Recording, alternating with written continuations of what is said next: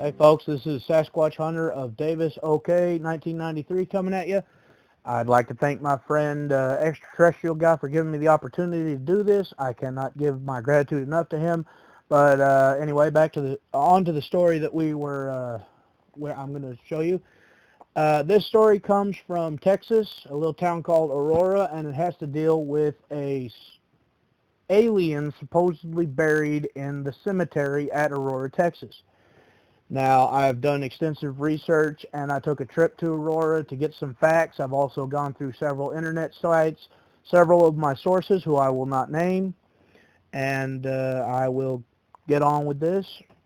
So here it is. Now, in order to tell you about the ghost, or the alien that has been supposedly buried in Aurora, I've got to give you a little bit of history on the town of Aurora. And the little town of Aurora got its start in late 1850 when settlers began moving into the area. One of these settlers, a Mr. William O. Stanfield, was so taken with the beauty of the region that he named it Aurora. The town was incorporated on August 21st, 1882.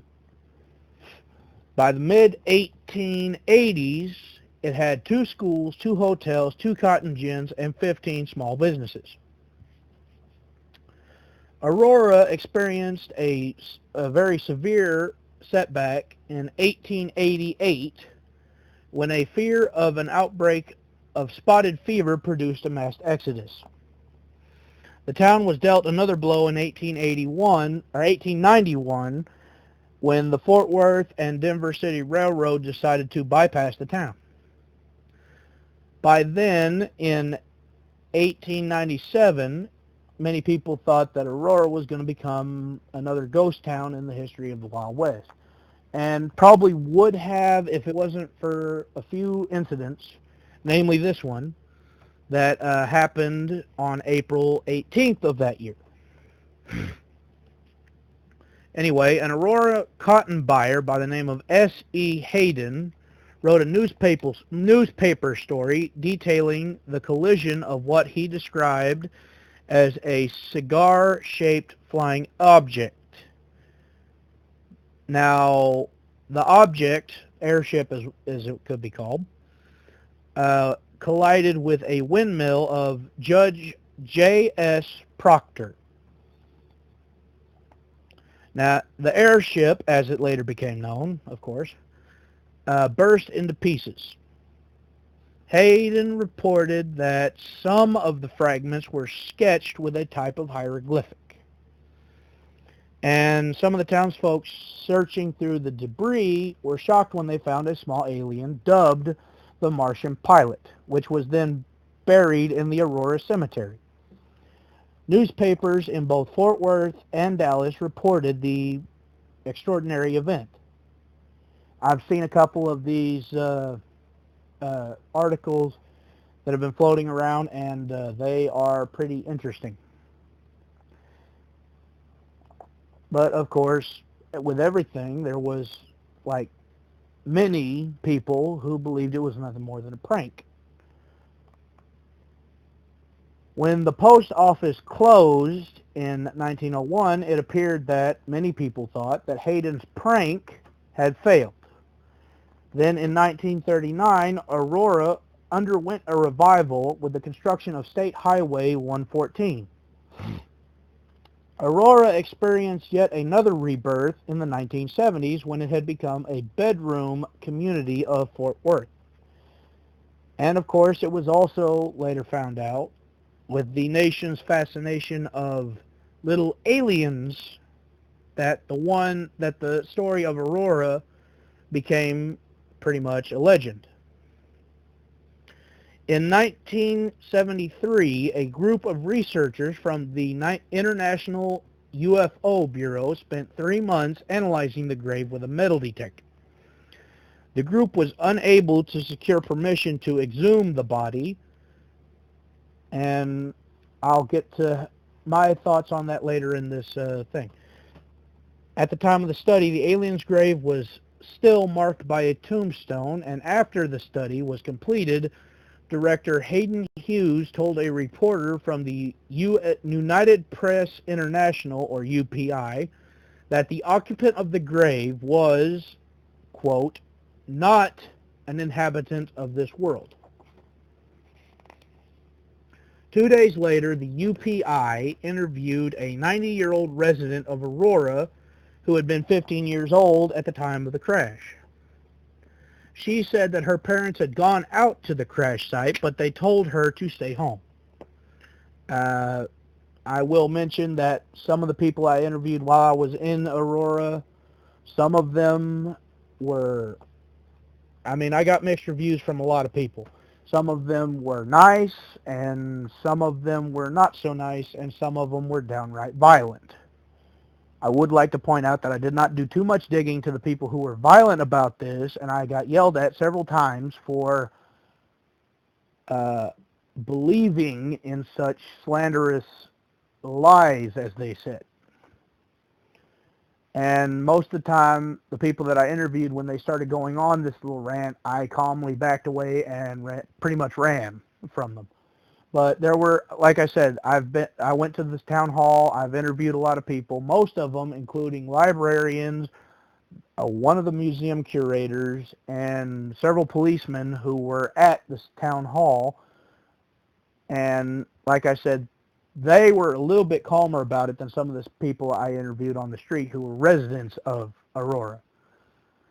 Some of them didn't believe it and said that it was probably just a hoax. Some of them believed it and said it would probably mark a great footnote in the town's history, but that, like, I'll tell you my views on it later, but they didn't think they should exhume a body to do this.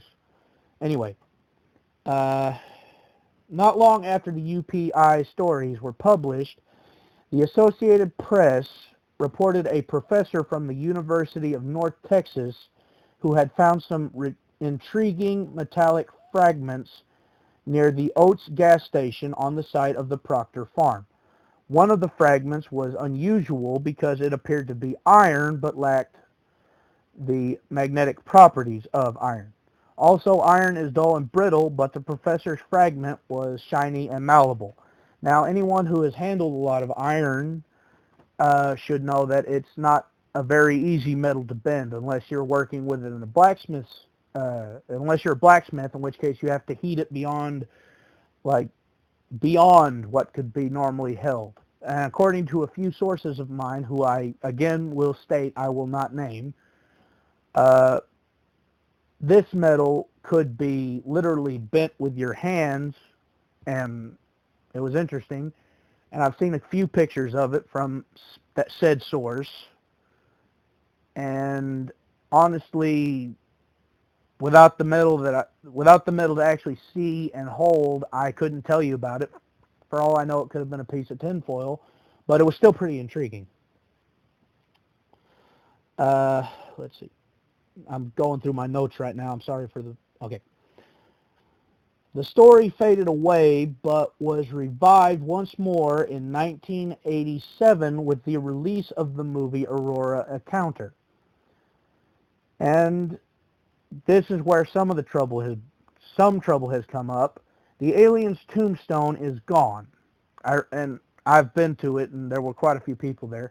There was a picture of the tombstone in one of those little plastic things that you see on state parks and such, like they put maps in, and it gave a detailed description about it, but it wasn't there. It looked like a pretty good stone, and my beliefs is if you are willing to steal from a graveyard, then that's just low. So, yeah. A number of people I later found out from talking to a particular lady in the town hall have petitioned the town to dig up the alien, and as of right now, all the requests have been denied. And I kind of agree with that, because my belief is, how to put this? My belief is we should not desecrate the dead, be them extraterrestrial or whatever. I would like to think, and I'd hope some of the people listening to this right now, that if one of our astronauts went off into space, and landed on an inhabited planet and got killed somehow, and they had the decency to bury him, I would like to think they would have the decency to let him lay, and that'd be it.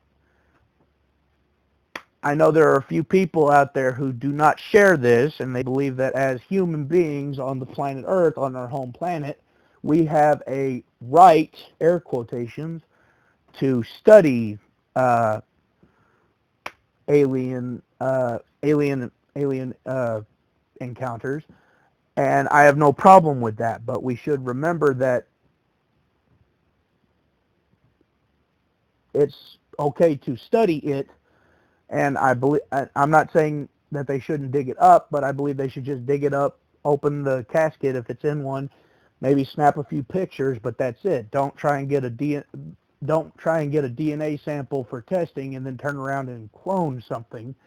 And but I'd like to think that if he's here, or he or she, if they are buried in that cemetery, then we should at least respect the right to rest in peace. But that's just my thoughts on the subject. You can have whatever thoughts you want, but like I said, that's just my beliefs. I'd like to thank again my friend extraterrestrial guy. I'd like to thank several of the citizens of Aurora for giving me a warm welcome, those of them that did. I'd like to thank my sources again that helped me with this. If y'all are watching, if y'all are listening to this, then you know who you are, and I'd like to express my thanks to you. And that's pretty much it. So this is Sasquatch Hunter of Davis, OK, 1993, signing off. Adios.